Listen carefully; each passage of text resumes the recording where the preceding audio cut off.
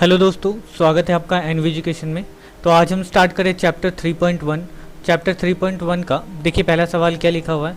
पास के ओ केंद्र वाले वृत्त का चित्र देखिए एवं बताएं कि कौन कौन से अर्धव्यास पी ए क्यू वृत्त क्षेत्र में स्थित है।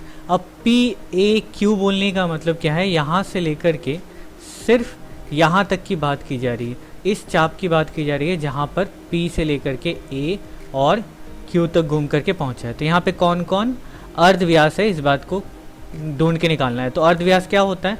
अर्धव्यास एक वृत्त में केंद्र से लेकर के परिधि तक की दूरी को अर्धव्यास या रेडियस कहते हैं। तो यहाँ पर देखते हैं, यहाँ पे अर्धव्यास क्या क्या है। यहाँ पे देखिए केंद्र, यहाँ पे O है तो ओ पी एक अर्धव्यास है। O से लेके A तक ओ ए एक अर्धव्यास है। ओ सी एक अर्धव्यास है और ओ क्यू एक अर्धव्यास है। ठीक है, तो वृत्तचाप पी ए क्यू में ये चार जो हैं ये क्या है? अर्धव्यास है। अगर पूरे वृत्त में बोलता तो हम ओ बी को भी गिनती करते, ओ बी को भी काउंट करते। ठीक है, तो यहाँ पे आपको समझ आया होगा कि अर्धव्यास क्या होता है और कैसे निकालते हैं। अगला सवाल देखिए, यहाँ पर फिल इन द ब्लैंक्स क्या है। एक वृत्त में बिंदु होते हैं। एक वृत्त में कितने बिंदु होते हैं? एक वृत्त कितने बिंदुओं से मिलकर के बना होता है? तो यहाँ पे बहुत सारे बिंदु होते हैं जिनकी गिनती नहीं की जा सकती है। ठीक है, तो यहाँ पर क्या होगा? असंख्य या अनगिनत, जो आपको याद रहे, जो भी आपको याद रहे। असंख्य बिंदु होते हैं एक वृत्त को बनाने में, या अनगिनत बिंदु होते हैं एक वृत्त को बनाने में। अच्छा, वृत्त की बृहत्तम जीवा क्या कहलाती है? अब सबसे पहले तो जीवा के बारे में जानिए। जीवा क्या होता है? परिधि के एक तरफ से लेकर के दूसरे तरफ खींचा गया कोई भी रेखा जीवा कहलाती है। ठीक है, चाहे किसी भी तरह से खींच दिया जाए। ठीक, ये जीवा कहलाती है। और जो सबसे बड़ी जीवा होती है वो कौन सी होती है? वो जो लाइन केंद्र से होकर के गुजरती हो। ठीक है, जो जीवा केंद्र से होकर के गुजरती हो, परिधि के एक तरफ से लेकर के दूसरे तरफ जाती हो, उसको कहते हैं, वही है एक्चुअली, वही है क्या? सबसे बड़ी जीवा। और ये क्या होता है? ये होता है वृत्त का व्यास। ठीक है, वृत्त का व्यास। तो हमारे यहाँ पे आंसर क्या हो जाएगा? ये होगा व्यास। तो वृत्त की बृहत्तम जीवा व्यास को कहते हैं। जीवा वृत्ताकार क्षेत्र को दो भागों में बांटती है। वृत्त जीवा जो है वृत्ताकार क्षेत्र को दो वृत्त चापों में बांटती है। वृत्त चाप बोलने का मतलब, यहाँ पे जीवा की बात जब कर रहे हैं तो सिर्फ जीवा बोल रहे हैं, चाहे कोई भी लाइन हो। ठीक है, कोई भी लाइन हो, ज़रूरी नहीं कि उसमें व्यास के बारे में ही बात कीजिए। तो कोई भी जीवा, जैसे कि ये है, ये केंद्र से होकर के नहीं गुजर रही है, तो ये क्या कर रहा है? यहाँ पे एक चाप बन रहा है, यहाँ से लेकर के यहाँ तक एक चाप बन रहा है, और ये एक छोटा वाला चाप बन रहा है। मतलब दो चाप है। दो क्या है? दो चाप बनाते हैं। एक जीवा वृत्त क्षेत्र को दो चापों में बांट देता है। ठीक है, तो वृत्त के सभी व्यास डैश बिंदुगामी होते हैं। वृत्त के सभी व्यास क्या होते हैं?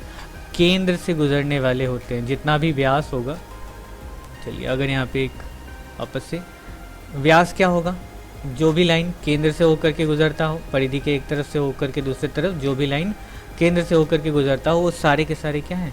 व्यास हैं। तो यहाँ पे वृत्त के सभी व्यास क्या होंगे? केंद्र बिंदुगामी होंगे। ठीक है, केंद्र बिंदुगामी होंगे।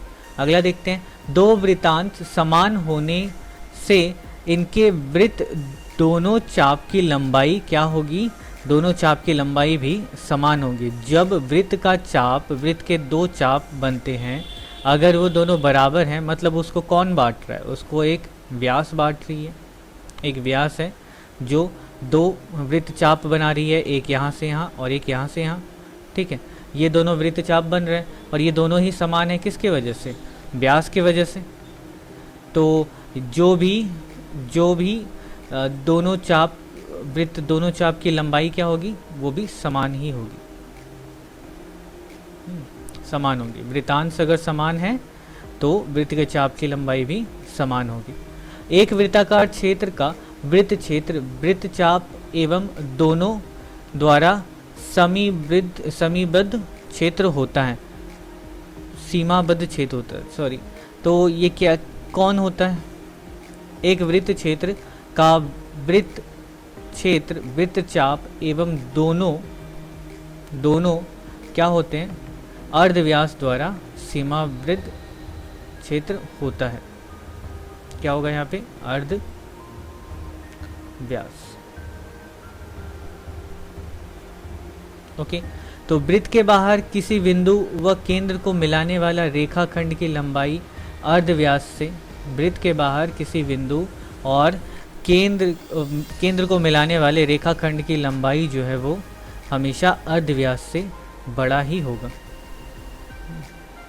अब यहाँ पे बोलना क्या चाहता है कि सपोज़ कीजिए यहाँ पे एक वृत्त है, वृत्त के बाहर कोई एक बिंदु है, कोई भी एक बिंदु है, अगर केंद्र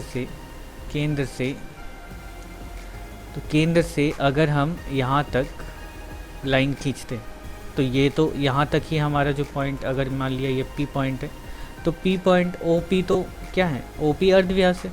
और वृत्त के बाहर ये बिंदु है, मतलब इस पूरे क्षेत्र की, इस पूरे लाइन की जो लंबाई है वो कितनी है, OP से जाहिर सी बात है बड़ा ही होगा, क्योंकि वृत्त के बाहर कोई बिंदु को मिलाएंगे तो पहले तो अर्धव्यास बनेगा, उसके बाद ना बिंदु मिलेगा, इसीलिए क्या होगा, हमेशा बड़ा होगा। नेक्स्ट देखते हैं यहाँ पे क्या है, स्केल, पेंसिल व कंपास की सहायता से एक वृत्त बनाकर केंद्र, जीवा, व्यास, अर्धव्यास, लघु चाप, बृहद चाप ये बनाए। चलिए तो यहाँ पे हम जल्दी से एक सर्कल बनाते हैं, ठीक है। तो ये सर्कल है, सर्कल में केंद्र कहाँ पे होगा, अगर ये एक वृत्त है जहाँ पे सपोज कीजिए ये क्या है, O केंद्र है, ठीक है, O क्या है, केंद्र है। जीवा क्या होगी, कोई भी लाइन जो परिधि को एक तरफ से दूसरी तरफ काटती हो, वो उस लाइन को सपोज किया यहाँ पे AB लाइन दे दिया, तो ये AB क्या है, अच्छा O क्या है, यहाँ पे केंद्र है, AB क्या होगा, यहाँ पे जीवा होगी। अब ये जीवा आप किसी भी तरह से बना सकते हैं, ठीक है, चाहे वो केंद्र से गुजरता हुआ जीवा हो या फिर ना हो, कोई दिक्कत की बात नहीं है। अब यहाँ पे व्यास की बात की जा रही है, तो व्यास क्या होगा, कोई भी एक लाइन जो केंद्र से होकर के गुजर रहा हो, ठीक है। तो यहाँ पे PQ दे देते हैं अगर, तो जो हमारा लाइन PQ है वो क्या है, एक व्यास है। अब अगर अर्धव्यास की बात की जाए तो O से लेकर के सपोज क्या है यहाँ पे R एक बिंदु है, तो OR यहाँ पे क्या है, अर्धव्यास है। अर्धव्यास क्या होता है, केंद्र से लेकर के परिधि तक की दूरी। लघु चाप, अब लघु चाप बनाने के लिए चलिए AB जीवा को, अगर AB जीवा पर बात की जाए सिर्फ, तो ARB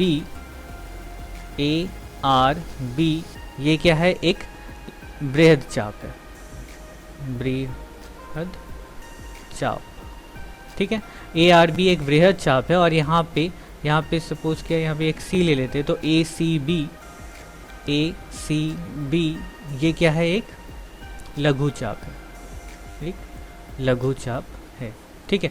जब भी चाप बनता है, लघु चाप और बृहद चाप, ये दोनों एक ही जीवा को पकड़ करके बनते हैं, ठीक है। तो चलिए ये हुआ कंप्लीट। अब अगला करते हैं, देखें अगला है सही गलत, ठीक है। तो यहाँ पे देखिए सबसे पहले वृत्त एक समतलिक चित्र है। समतलिक चित्र बोलने का मतलब क्या होता है कि एक ही तल में बनता है, 2D फिगर है। वृत्त क्या है, एक 2D फिगर है, तो ये सही है। अच्छा, वृत्तांश या सेगमेंट एक समतली क्षेत्र होता है, ये भी सही है, क्योंकि वृत्त का अगर कोई टुकड़ा है, मान लीजिए यहाँ से इसी टुकड़े को अगर हम काट लेते हो तो ये भी तो 2D फिगर ही है, तो इसका मतलब ये भी सही है। अच्छा, वृत्त क्षेत्र एक समतलिक क्षेत्र है।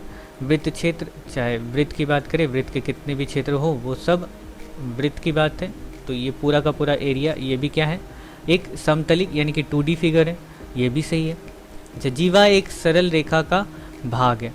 जीवा क्या है, एक सरल रेखा का भाग है। जाहिर सी बात है, जीवा का हमने क्या बताया, परिधि के एक तरफ से लेकर के दूसरी तरफ की दूरी जो है वो जीवा कहलाती है, और ये क्या है, एक सरल रेखा है, तो ये भी सही है।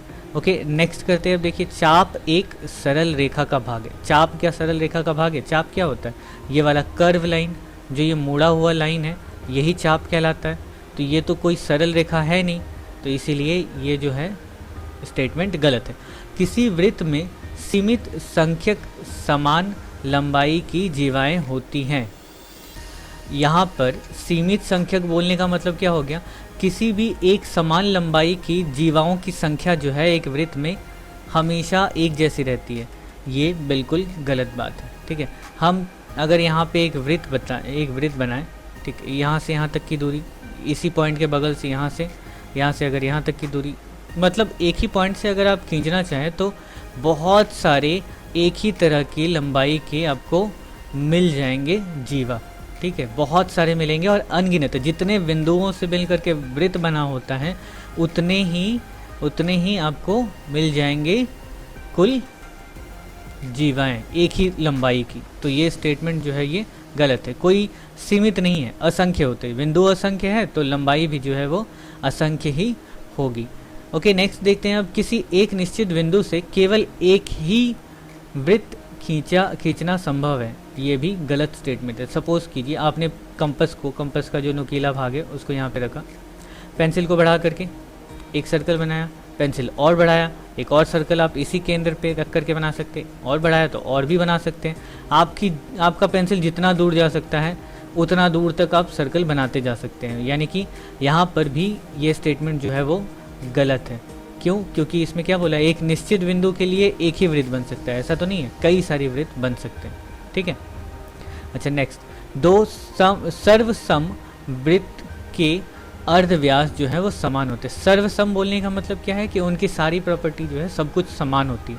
अगर अर्धव्यास मान लीजिए ये वाला अगर 5 सेंटीमीटर का अर्धव्यास है तो 5 सेंटीमीटर के अर्धव्यास से बना हुआ एक वृत्त जितना बड़ा होगा, दूसरा अगर कोई वृत्त बनाए अगर उसका जो अर्धव्यास है वो भी 5 सेंटीमीटर है तो इन दोनों की सारी प्रॉपर्टी जो है वो समान होगी। देखिए कैसे, डायमीटर कितना हो जाएगा, यहाँ पे भी 10 होगा, यहाँ पे भी डायमीटर 10 होगा, 10 डायमीटर है तो परिधि वही आएगी, क्षेत्रफल भी वही आएगा। इसका मतलब ये स्टेटमेंट क्या है, ये स्टेटमेंट जो है वो सही है। ठीक है, तो चैप्टर 3.1 जो है वो यहीं पे ख़त्म होता है। अब हम मिलेंगे अपने अगले चैप्टर में जो कि है 3.2। ठीक है, चलिए तब तक के लिए बाय बाय, टेक केयर। तो एक छोटा सा अनाउंसमेंट है, अगर आप हमारे चैनल को सपोर्ट करना चाहते हैं तो आप यहाँ नीचे सब्सक्राइब के बगल में ज्वाइन बटन है, इस ज्वाइन बटन पे क्लिक करके सिर्फ 59 रुपीज़ मंथली पे करके हमें सपोर्ट कर सकते हैं।